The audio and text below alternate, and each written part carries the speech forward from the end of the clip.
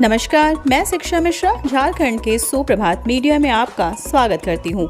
दोस्तों, झारखंड के तमाम छोटी बड़ी खबरों को जानने के लिए हमारे चैनल को सब्सक्राइब करें और साथ ही कमेंट सेक्शन में ज़रूर बताएं कि आप झारखंड के किस जिले से हमारे न्यूज़ को देख रहे हैं। तो चलिए शुरू करते हैं खबर को, जानते हैं आज के मुख्य समाचार। मुख्यमंत्री हेमंत सोरेन का बड़ा ऐलान, झारखंड में अगस्त से पुरानी पेंशन होगी लागू।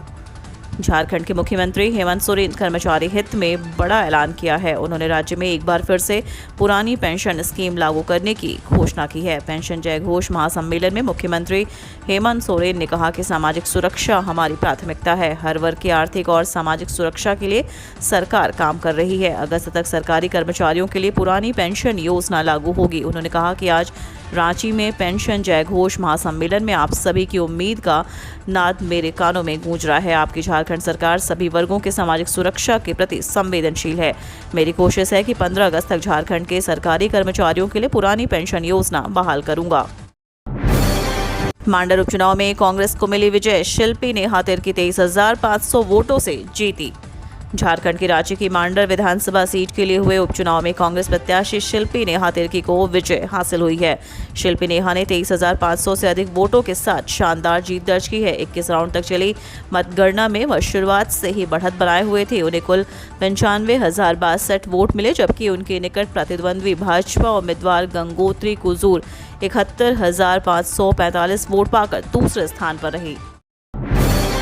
झारखंड में शिक्षकों के स्थानांतरण के लिए फरवरी से लिया जाएगा आवेदन, जाने पूरी प्रक्रिया। राज्य में शिक्षकों के स्थानांतरण के लिए फरवरी से आवेदन लेने की तैयारी है। इससे पूर्व स्थानांतरण को लेकर आवश्यक प्रक्रिया पूरी की जाएगी। शिक्षक स्थानांतरण नियमावली 2019 में संशोधन के बाद अब शिक्षा विभाग स्थानांतरण को लेकर निर्देश जारी करेगा। शिक्षकों के स्थानांतरण की प्रक्रिया जून जुलाई में पूरी होगी। शिक्षकों के सामान्य स्थानांतरण की प्रक्रिया अगले वर्ष जून में पूरी होगी। सामान्य स्थानांतरण जिला स्थापना समिति के निर्णय के बाद पूरी होगी। वहीं अंतर जिला स्थानांतरण के संबंध में जिलों को द्वारा किए गए अनुशंसा पर जून जुलाई में निर्णय लिया जाएगा। झारखंड बोर्ड इस दिन जारी करेगा 12वीं कॉमर्स और आर्ट्स का रिजल्ट। झारखंड बोर्ड के द्वारा 12वीं के कॉमर्स और आर्ट्स स्ट्रीम के रिजल्ट जारी होने की उल्टे गिनती शुरू हो गई है। मीडिया रिपोर्ट्स की माने तो आज यानी 27 जून को आर्ट्स और कॉमर्स का रिजल्ट जारी कर दिया जाएगा। रिजल्ट की घोषणा शिक्षा मंत्री प्रेस कॉन्फ्रेंस के माध्यम से कर सकते हैं। हालांकि झारखंड बोर्ड के द्वारा अभी तक कोई आधिकारिक घोषणा नहीं की गई है। बाबा धाम के लिए हवाई यात्रा की बुकिंग 28 जुलाई से 12 जुलाई को पहली उड़ान। श्रावणी मेले से ठीक पहले देश भर के शिव भक्तों के साथ ही बाबा धाम की यात्रा करने का मन बना रहे श्रद्धालुओं समेत तमाम लोगों के लिए बड़ी सौगात मिलने वाली है। फ्लाइंग और लैंडिंग टेस्टिंग और टेक्निकल तौर पर ट्रायल में सफल होने के बाद देवघर एयरपोर्ट पूरी तरह सेवा देने के लिए तैयार है। इसके लिए 28 जून से ऑनलाइन बुकिंग सेवा की शुरुआत भी होने जा रही है। ऑनलाइन बुकिंग ऐप पर बाकायदा देवघर एयरपोर्ट के नाम को भी ब्रॉडकास्ट कर दिया गया है। बेतला नेशनल पार्क में जल्द ही होगी टाइगर सफारी की शुरुआत। लातेहार और पलामू में अवस्थित बेतला नेशनल पार्क में अब पर्यटक बाघ देख सकेंगे। पीटीआर प्रबंधन द्वारा इस साल के अंत में टाइगर सफारी की शुरुआत कर दी जाएगी। टाइगर सफारी से न केवल आने वाले पर्यटकों को बाघ देखने को मिलेंगे, बल्कि इससे सरकार को राजस्व की भी प्राप्ति होगी। पीटीआर द्वारा इस बाबत नेशनल टाइगर कंजर्वेशन अथॉरिटी को प्रस्ताव भेजा गया, जिसकी स्वीकृति जल्द मिलने की संभावना है। इसको लेकर विशेषज्ञों की टीम बेतला नेशनल पार्क के दौरे पर है। श्रावणी मेला को देखते हुए देवघर, दुमका व बासुकीनाथ के सर्किट हाउस को चकाचक रखने का निर्देश। श्रावणी मेला 2022 को देखते हुए भवन निर्माण सचिव सुनील कुमार ने कार्यपालक अभियंता देवघर व दुमका को अपने जिले के उपायुक्त के साथ निरंतर संपर्क में रहने को कहा है। सचिव ने यह भी स्पष्ट निर्देश दिया है कि देवघर व दुमका में बासुकीनाथ परिसदन पर विशेष ध्यान रखा जाए। इन परिसदनों में सारी सुविधाएं भी उपलब्ध कराने का निर्देश दिया है।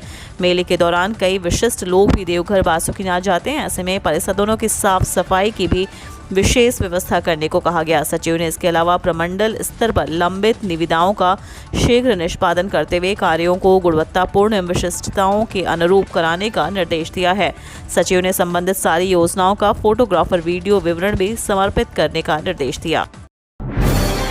ग्रामीण डाक सेवक के रिजल्ट में गड़बड़ी की आशंका, झारखंड के 28 अभ्यर्थियों को 100% अंक।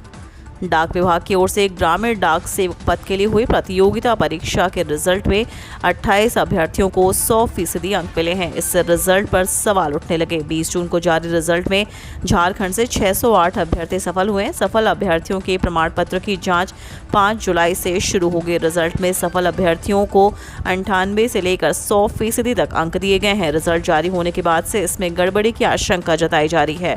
कई अभ्यर्थी तो रिजल्ट के खिलाफ कोर्ट में चुनौती देने की तैयारी में है। मालूम हो कि ग्रामीण डाक सेवकों की सीधी नियुक्ति मैट्रिक के प्रमाण पत्र के आधार पर होती है। हेमंत सोरेन का फोटो नहीं होने पर भड़के बन्ना गुप्ता, मेगा स्वास्थ्य शिविर का किया बहिष्कार।